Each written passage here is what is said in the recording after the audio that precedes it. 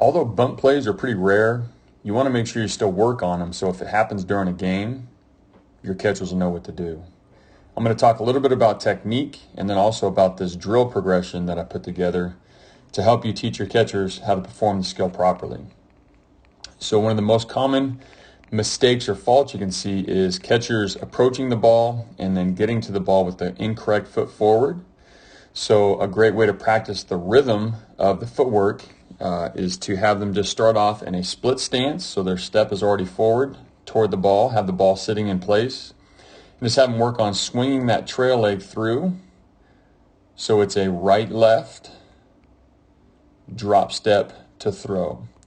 So obviously this is up the first baseline. We want to make sure that we clear a throwing lane away from the batter who just bunted the ball or made a swinging bunt. We want to clear some space away. So again, we start with the left foot forward,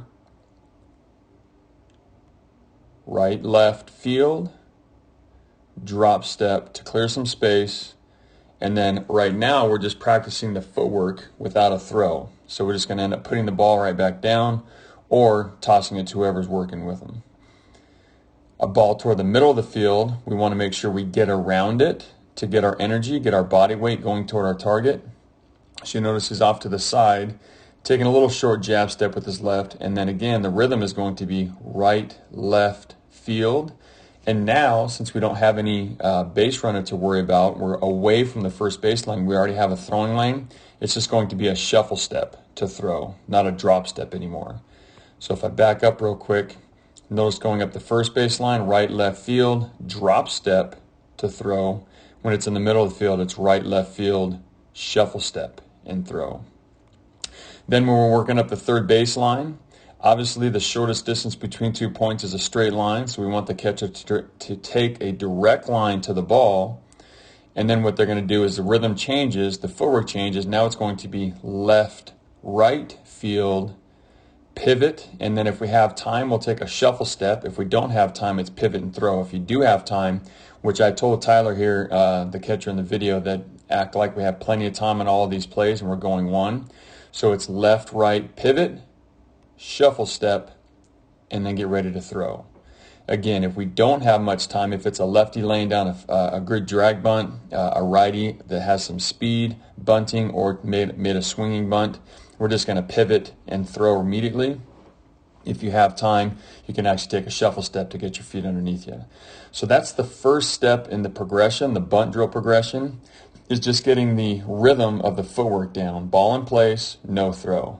Next, another common mistake that you'll see with catchers, in particular young ones, is up the first baseline, they don't create a throwing lane. They take a direct line to the ball, do a shuffle step, and then they're throwing basically through the runner. They're risking hitting the runner, they're risking a ricochet, and it's obviously very hard or challenging for their first baseman to catch the throw when they're throwing it right through the runner, right over the top of them. So we want to make sure that we're clearing a throwing lane, making some space. So what I like to do, I just call it the ball in place footwork drill with a blocker. Have a coach or a partner. You can put a bucket, you can put a chair, you can put a screen, whatever you want to do. Put something in the way that's going to force them to use the correct footwork, which we already talked about, right, left, field, drop step to clear a throwing lane. Still no throw, just working on the footwork and making sure we're clearing a throwing lane.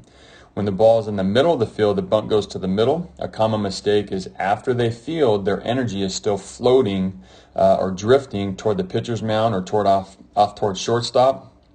So what I'll do is have the blocker stand out in the middle, so they got to get around it and then make sure their energy is going toward their target and not still drifting out toward the mound or toward shortstop, second base area. And then obviously going up the third base line, the footwork changes, direct line to the ball, left, right, pivot, and then we're going to get ready to throw if we don't have time, and we'll take a shuffle step if we do have time.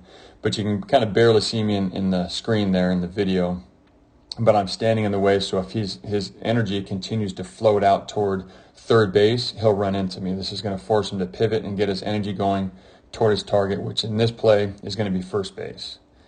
The next step in the progression is actually ball in place, but go ahead and make the throw now.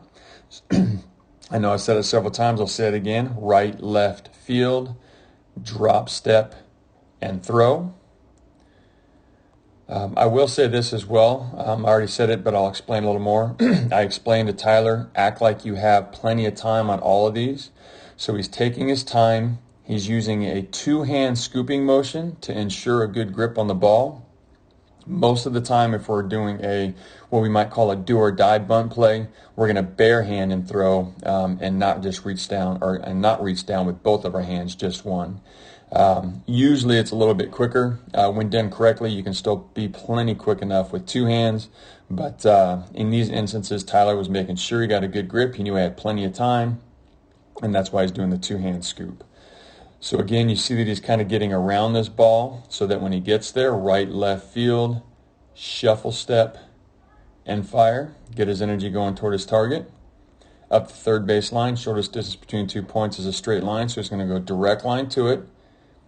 Shorten or lengthen his footwork, his steps, so that when he gets to the ball, it's left, right, pivot, shuffle step, and throw. Once we've practiced all the locations with the ball in place, the next step in the progression is going to be have the ball rolling. So I'm out of the camera's view, but I'm behind him. I say ready to give him a verbal heads up that I'm about to flip the ball, and then I flip it out. I will say this. I rolled the bunts relatively close because I didn't want him to go out of the view of the camera. The camera was up pretty close. So for the purpose of the video, I rolled them close. A lot of times, if the bunt is this close, if it's this short, we'll go for the lead runner because we can get to the ball super quick. So I know these bunts are close. He probably could have got the lead runner, but we're practicing going one, and we're practicing or demonstrating what it looks like to go one. So I've rolled the ball up the third base line, put it right on the chalk, left, right, pivot. I told him he has plenty of time, so he takes an extra shuffle step and lets it fly. Ball in the middle. Again, we want to get around it. Some coaches might even say a slight banana route. Coming out to the left side, right, left, two-hand scoop, shuffle step, and fire. And then up the first base line, again, you'll notice that he actually is creating some space. Right, left field, aggressive drop step. And if we have time, we might even take one more shuffle to get our energy going toward our target. And then finally, the last step in the progression, I always like to mix in, again, what we call some do or die bunt plays. Some where it's a really good bunter or they just happen to place it perfectly. Some call it the Bermuda Triangle, no man's land, whatever you want to call it. There's sometimes where the bunt is long, the runner's so fast, we're not going to have time to set our feet. We end up just grabbing it on the run, be an athlete. Notice he's going bare hand this time. And he's going to throw off of his right foot and just get it on its way as quickly as possible. And then also down the third base line, when it's bowled, again, I rolled it close so we could keep it in view of the camera, but if it's out there into the green, out in the grass, it's outside the circle, it's pretty challenging sometimes. So a good way to stop your momentum and plant and change direction quickly to get your energy going toward your target is to slide on your left knee, your left shin guard.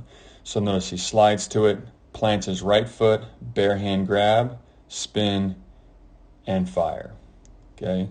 So again, that's just some fundamentals of bunt plays and also a bunt progression that I've used over the years that I feel help out, in particular, young catchers with their footwork in regards to bunt plays.